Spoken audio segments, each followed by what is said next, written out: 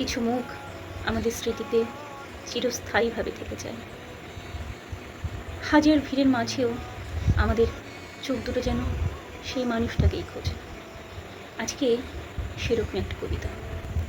18 বছর আগে তোমাকে প্রথম দেখেছিলাম রাস্তার ধারে, দাঁড়িয়েছিলে সুদর্শন তুমি।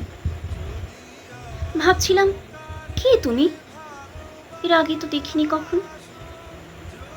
তোমাকে দেখলাম, ফিরে ফিরে দেখলাম। ভাবছিলাম, কেন দেখছি ওভাবে ফিরে? এর উত্তর আজ আমার অজানা।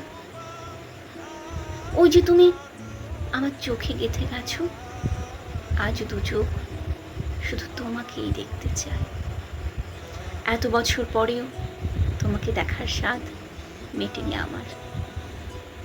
এই দুই চোখের দৃষ্টি শুধু তুমি।